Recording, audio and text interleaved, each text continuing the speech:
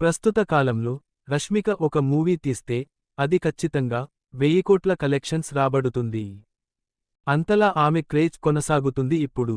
అవునండి, national crush Rashmika block buster సినిమాలకు care of అడ్రస్గా మారింది. వరుస విజయాలతో అటు బాలీవుడ్, ఇటు టాలీవుడ్లోనూ తన సత్తా చాటుతుంది. తద్వారా అటు బాలీవుడ్లో ఇటు టాలీవుడ్లో ఆమె క్రేజ్ అయితే మరింత పెరిగిపోయింది. ఇరు వర్గాల ప్రేక్షకుల్ని తన నటనతో కట్టిపడేస్తుంది. రష్మిక ఐకాన్ స్టార్ అల్లు అర్జున్తో నటించిన పుష్ప, పుష్ప 2 మూవీలతో 2000 కోట్ల కలెక్షన్స్ రాబట్టింది.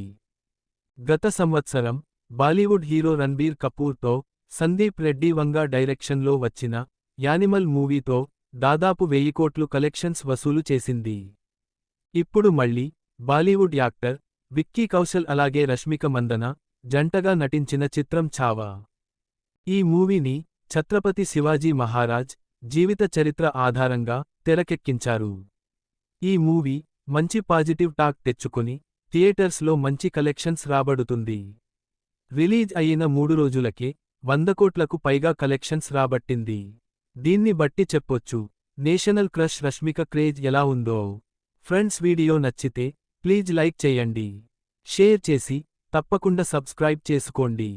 నేను పెట్టే ప్రతి వీడియో నోటిఫికేషన్ ముందుగా మీకు వస్తుంది. అలాగే నేను ఇచ్చిన ఇన్ఫర్మేషన్ ఎలా ఉందో కింద కామెంట్ చేయండి.